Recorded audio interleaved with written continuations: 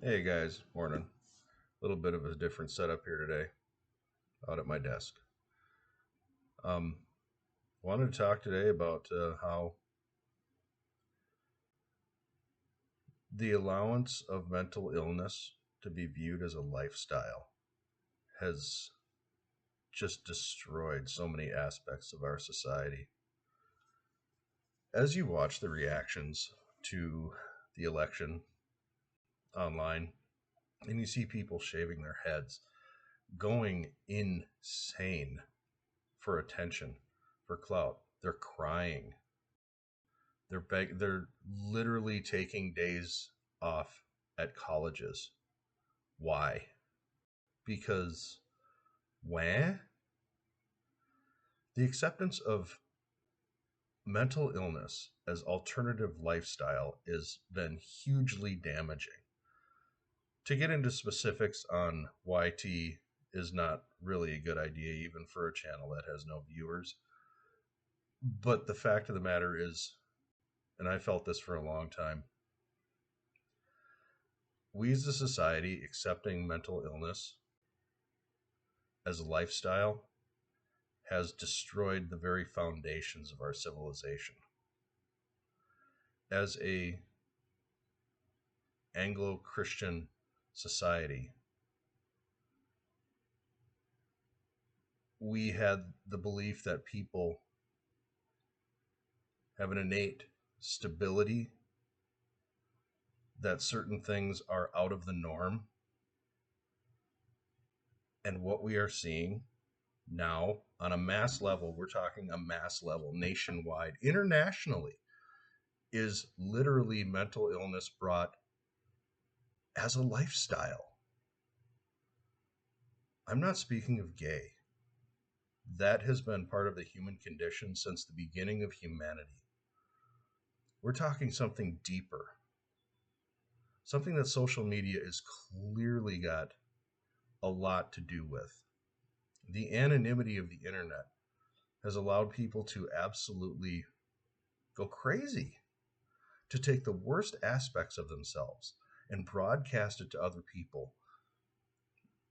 And since people just glom onto tragedy, this is why the news is always bad news. You don't get the good news.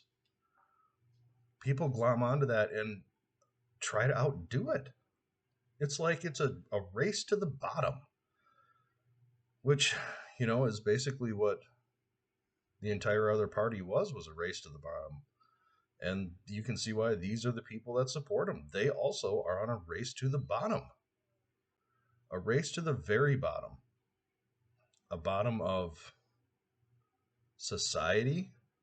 These are the people that can't work, who claim they can't work, who claim they have a mental illness of they just can't handle it. It's been so hard. These people haven't lived through a Great Depression, a World War. This is the generation that is still at home, hasn't been kicked out. How Gen X came to the rescue in the election on Tuesday is the exact same way that we have nothing like that in this upcoming generation. You see it in some places, very few places, but it is not the vast majority of people, of the youth today. I suspect that will change. Like Churchill said, when you're young, you're a liberal. When you're older, you're a conservative. I know that's not a direct quote, but it's close. It's amazing that mental illness has been allowed to become a lifestyle, not just a lifestyle, a accepted portion of society. You go to any one of these higher institutions of learning, oxymoronic if I've ever heard it, go to any one of these, and what do you see? The very professors who are supposed to be the teachers are the examples of the mental illness. You cannot be taught sanity by someone who is insane. As a society, that is where we're at. We have young people being taught by sick people. And that is creating a sick generation. Look all over TikTok, look all over Twitter, look all over any of them. It's ridiculous. This is also the generation that have the safe spaces in their colleges. They have the governor of my state, tampons in men's rooms, reports of litter boxes for furries in school restrooms in the state of Minnesota. That has been claimed to be debunked. However, there's a lot of genuine reports on social media that these are true. Just because the local news, Star Tribune, any of our local stations won't cover it doesn't make it true. But that just lends into the further insanity. We're in high school and we're allowing these children to express mental illness. That is a mental illness. That is not normal. That is not right. I'm expressing myself. No, you're not.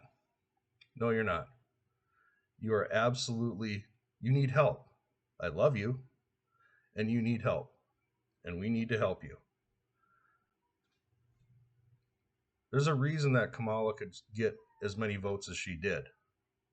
It's because of so many people being mentally ill, and a lot of dupes, and some genuine people. But there's so many people with mental illness out there. You can see them. And for them to be dictating the direction of this country is frightening.